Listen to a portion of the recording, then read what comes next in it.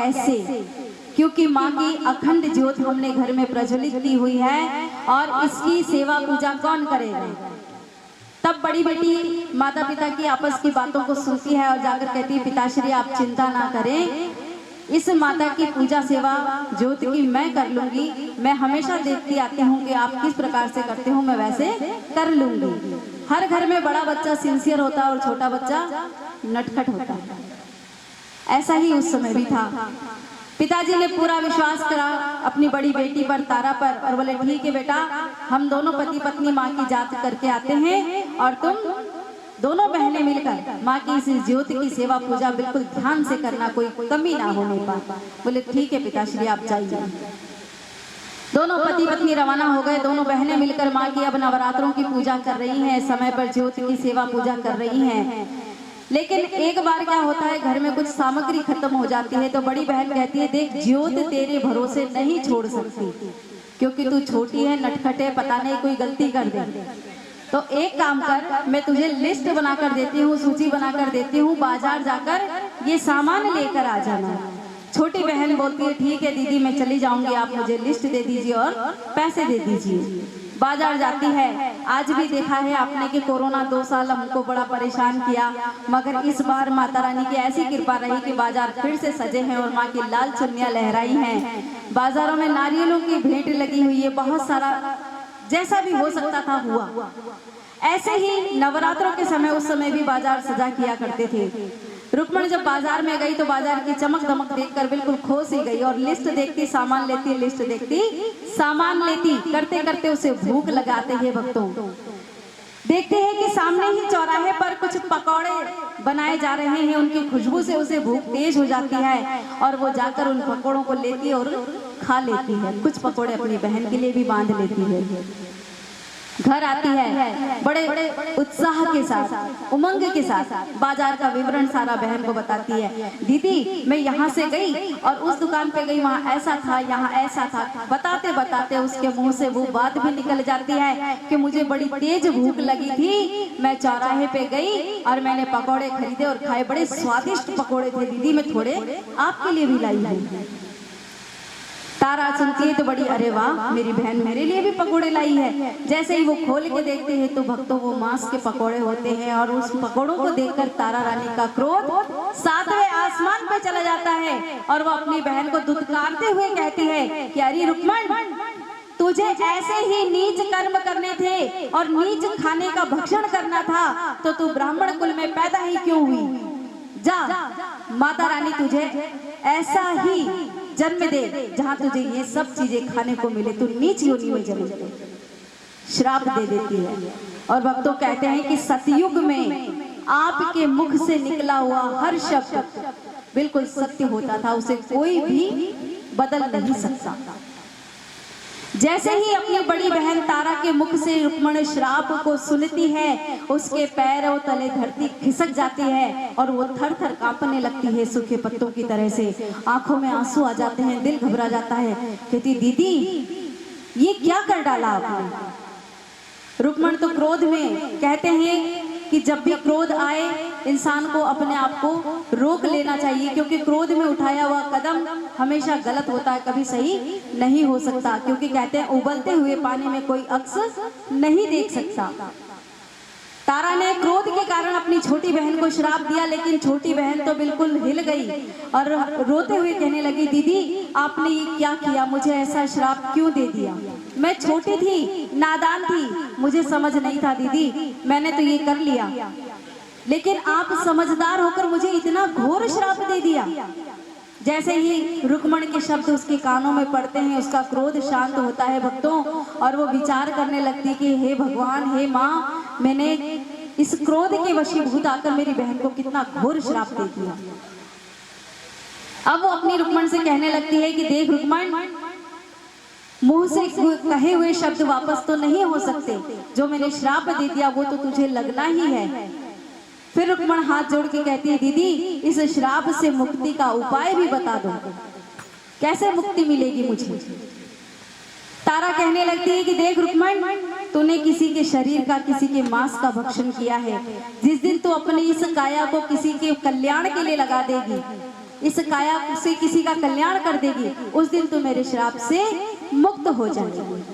जैसे ही अपनी बहन के मुंह से ये वचन सुनती है, भक्तों रुक्मण को कुछ भी समझ नहीं आता। उसे तो ये लगता है कि बस कैसे भी करके इस श्राप से मुझे मुक्त होना है, और वो दौड़ी भागती जाती है और पहाड़ी पर चढ़ जाती है और वहां से छलांग लगाकर अपने जीवन को नष्ट कर देती है। बोलिए सच्चे दरबार की। भैया पैर समेट लीजिए, माता रानी के सामने पैर जा रहे हैं आपके। अब भक्तों जैसे ही उसका जीवन समाप्त होता है, बहन के श्राप की वजह से उसे दूसरा जन्म मिलता है, और दूसरे जन्म में उसको अवतार मिलता है छिपकली का। छिपकली बन जाती है। दुर्वासा ऋषि का आश्रम होता है और उस आश्रम में ही वो छिपकली बनकर रुक्मण जो है विचरण करती है। और जैसा कि बहन ने श्राप दिया कि तू ये खाना इसी तरह का तुझे मिलेगा, तो वो कीट पतंगों को खाकर अपना जीवन यापन गुजार रही है। एक समय की बात होती है कि दुर्वासा ऋषि के आश्रम में काफी संतों और महंतों का आगमन होता है। उनके लिए भंडारा प्रसादी तैयार की जाती है। रुक्मण छिपकली बनी हुई है, उसे ज्ञात है कि मुझे मेरी बहन का श्राप मिला हुआ है। मन ही मन माँ को याद करती रहती है, जय माता दी, जय माता दी, जय। लेकिन रुक्मण को नहीं पता कि अगला ही क्षण उसके जीवन वापस बदलने वाला है। वो देखती है कि भंडारा प्रसादी बनाई जा रही है, सब कुछ हो रहा है, लेकिन उसी समय क्या होता है कि आपने सुना होगा कि जब ये ऋषि मुनियों का काल हुआ करता था, तो कई जो राक्षस हुआ करते थे, इनके यज्ञ को, तप को भंग करने के पूरे प्लान बनाया करते थे। तो दुर्वासा ऋषि के साथ भी ऐसे ही था। एक राक्षस ने सोचा कि ये वाला तप दुर्वासा ऋषि का संपूर्ण नहीं होना चाहिए, इसको हमको भंग करना है। उसने क्या करा, एक चील का रूप बनाया और मृत सर्प को लेकर उस भंडारा स्थल से जाते हुए जहां खीर बन रही थी बड़े सारे पतीले में, उसमें छोड़ देता है। लेकिन ये नजारा वो रुक्मण देख लेती है जो छिपकली बनी हुई है। अब वो घबराने लगती है कि हे माँ, मैं छोटी, मेरी जिह्वा छोटी, मैं किसी को नहीं बता सकती कि इस खीर का भक्षण कोई मत करना, और अगर मेरे देखते देखते लोगों ने इसको खा लिया और वो लोग मर गए तो मुझे तो और भी श्राप से ग्रस्त हो जाऊंगी। अब मैं क्या करूं? इसी उधेड़-बुन में लगी हुई है बेचारी की क्या किया जाए। थोड़ी देर में देखती है कि परोसकारी करने वाला छोटा पात्र लेकर आता है और बड़े भगोने में से खीर निकालने लगता है। अब रुक्मण को कुछ भी सूझ नहीं पड़ता कि मैं कैसे बचाऊं, तो वो क्या करती है, दीवार पे से छलांग लगाकर सीधे खीर के गरम गरम भगोने में चली जाती है। अब यहाँ देखिए क्या होता है। आज हम भी हमारी रसोई में अगर खाना बना रहे हैं और ये जब बारिश का मौसम होता है और ये उड़ने वाले कीड़े आ जाते हैं और अगर गलती से खाने में गिर जाते तो हम उनको अच्छा तो नहीं बोलते, हम उनसे क्या कहते हैं, अरे तेरा सत्या, तो यही होता है ना। ऐसे ही उस परोसकारी करने वाले ने रुक्मण को कह दिया, अरे नीच कुल की उसमें योनि में तूने जन्म लिया और नीच बुद्धि ही तेरी रही। यहाँ तो मैं परोसकारी को खीर निकाल रहा और तू इसी में डूब गई। हो गया बेड़ा गर्क। लेकिन उसने तो लोगों की जान बचाने के लिए इस काम को किया। अब उस परोसकारी वाले ने जाकर सबको बताया कि महाराज श्री, हम उस खीर को किसी को परोस नहीं सकते, कारण उसमें एक जहरीली छिपकली गिर गई है। भक्तों, आजकल तो हम कहीं भी जूठन उठन जो भी ये फेंक देते, लेकिन पहले के समय में अन्न का बड़ा आदर किया जाता था। और दूसरी बात, जीवों का भी बड़ा सम्मान हुआ करता था। हम शेर को ऐसे ही राजा नहीं कहते, गाय को ऐसे ही माता नहीं कहते। ये हमारे पूर्वजों की देन है, जो उन्होंने हमें पशुओं का भी आदर सम्मान सिखाया है। सारे ऋषि कहने लगते हैं कि अगर इस खीर को किसी जीव जंतु ने खा लिया तो वो भी मृत्यु लोक को चला जाएगा और ये बड़ा अनर्थ होगा। तो हमें एक काम करना चाहिए, बड़ा सा गड्ढा खोदा जाए और उसमें इस खीर के भगोने को खाली करके दबा दिया जाए ताकि ये कोई खा ना सके। जब वो खीर का भगोना ऊंधा किया जाता है, खाली किया जाता है भक्तों, तो उसके पैंदे के अंदर एक बड़ा जहरीला सर्प और साथ में छोटी सी छिपकली नजर आती है। ये माजरा देखने के बाद वो प्रकांड पंडित होते हैं, वो समझ जाते हैं कि इस छिपकली ने अपने प्राणों की बलि देकर हम सबके प्राणों की रक्षा की, मगर हमने इसके साथ क्या किया, हमने तो इसको श्राप दे दिया। तब वो फिर भगवान से प्रार्थना करते हैं, प्रभु से प्रार्थना करते हैं, इसी जगत जननी से प्रार्थना करते हैं कि हे मैया, हमने अनजाने में उस छिपकली को श्राप दिया, मगर आपसे निवेदन करते हैं, एक वो भली आत्मा थी, एक सजनीय आत्मा थी, उसने हम सब के प्राणों की रक्षा के लिए अपने प्राणों को त्याग दिया, मेहरबानी करके उसे अब किसी नीच योनि में जन्म मत देना, उसे मानव योनि में जन्म देना। ये उन लोगों ने प्रार्थना की, यहाँ उनकी प्रार्थना स्वीकार होती है भक्तों।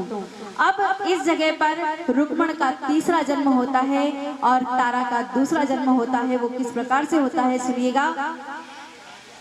राजा उल्कामुख हुआ करते थे, उनके कोई भी संतान नहीं। तब जाकर उनके राज पुरोहितों ने उन्हें समझाया कि आप महामाई का जागरण कीजिए, उनकी ज्योत प्रज्वलित कीजिए, माँ के आशीर्वाद से आपके घर कन्या जरूर होगी, कोई भी संतान जरूर होगी। और इस महामाई का भव्य जागरण करते हैं, भव्य ज्योत जगाते हैं और उसके आशीर्वाद से, उनके फलीभूत होने से उनके घर पहली कन्या का जन्म होता है। और पहली कन्या होती है तारा रानी। रानी बाद में बनती है, माफ कीजिएगा। तारा का जन्म होता है। अब जब तारा का जन्म होता है, बड़े खुश हो जाते हैं पति पत्नी। राज पुरोहितों को बुलवाया जाता है, उनसे कहते हैं कि अपने पांचांग निकालिए, पत्रा निकालिए और गण नक्षत्रों का मिलान करके बताइए कि इस कन्या का क्या जन्म, क्या नाम होगा और इसका क्या भविष्य होगा।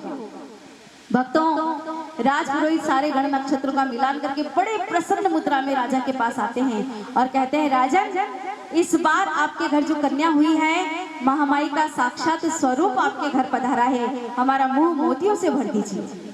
राजन बड़े खुश होते हैं, बहुत सारा दान दक्षिणा राज पुरोहितों को, पूरे प्रजा को बांटते हैं और खूब खुशियां मनाते हैं। और इस महामाई की कृपा देखिए, क्योंकि तारा अपनी बहन को श्राप देने के बाद कभी सुखी नहीं रही है। हकीकत बात है, जब हम अपने बच्चे को या अपने किसी प्रिय को गलत कह देते हैं गुस्से में आकर, और वो प्रिय हमसे दूर चला जाता है, तो हम जिंदगी भर ताउम्र उसको भूल नहीं पाते।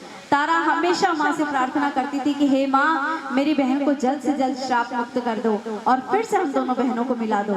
उसकी इसी प्रार्थना का नतीजा होता है कि जो दूसरी कन्या पैदा होती है राजा के घर में, वो रुक्मण होती है। बोलिए सच्चे दरबार की। फिर से राज पुरोहितों को बुलाया जाता है कि आप अपने पांचांग पत्रा निकालिए और गण नक्षत्रों का मिलान करके हमें बताइए कि इस कन्या का क्या नाम रखा जाए और इसका भविष्य क्या होगा। भक्तों, राज पुरोहित सारे मिलकर जब गण नक्षत्रों का मिलान करते हैं, सारे के पसीने छूट जाते हैं, जीवा पर ताला लग जाता है। राजन बार बार पूछते, राज पुरोहित जी बताइए ना, क्या बात है, आप बताइए ना। सारे एक दूसरे का मुंह ताकते हैं कि ये बता दे, कि ये बता दे, हिम्मत किसी की नहीं होती। तब राजन समझ जाते हैं इस बात को और कहते हैं कि देखिए राज पुरोहित जी, आप निसंकोच हमें सारी बात बताइए, आपको किसी भी बात की संकोच करने की जरूरत नहीं, क्योंकि ये हमारे नसीब में कन्या थी और हमारे घर आई है। जो भी कुछ है आप पूरी बात बताइए। तब राज पुरोहित जी बताते हैं कि महाराज हमें माफ कीजिएगा, सबसे पहली बात, इस बार जो इस कन्या ने आपके घर जन्म लिया है, ये दो श्रापों से युक्त है, इसको दो श्राप लगे हुए हैं। दूसरा, तारा के जन्म के बाद जो आपकी कीर्ति, आपका यश चारों तरफ फैला, आपके राज्य में चौगुना वृद्धि हुई, इस कन्या के इस घर में रहने से वो सब धीरे धीरे नष्ट हो जाएगा। राजा रानी विचार में पड़ जाते हैं, एक तो कन्या, ऊपर से ऐसा। दोनों फिर विचार करते हैं कि अगर ये दुख, ये परेशानियां, ये मुसीबत सिर्फ हम पति पत्नी तक सीमित होती, तो शायद हम अपनी बच्ची को हमसे दूर नहीं करते। राज पुरोहित से पूछा जाता है कि अब इसका उपाय क्या करें, क्या कर सकते हैं। कन्या की हत्या भी नहीं कर सकते, क्योंकि कहते हैं कि बच्चा चाहे कैसा भी कुरूप हो, अंधा, लंगड़ा, लूला, कैसा भी हो, माँ और बाप को बड़ा प्यारा होता है। बड़े सोच विचार के बाद राज पुरोहित जी कहते हैं कि महाराज, एक विचार हमारे मन में आया है कि ये कन्या रूप है, आज नहीं तो कल आप कन्यादान करोगे, इनका विवाह करोगे, तो क्यों ना कन्यादान आप आज ही कर दें। दोनों सोच विचार करते हैं, आज नवजात शिशु है, छोटी सी बच्ची, इसका कन्यादान। बोले हाँ।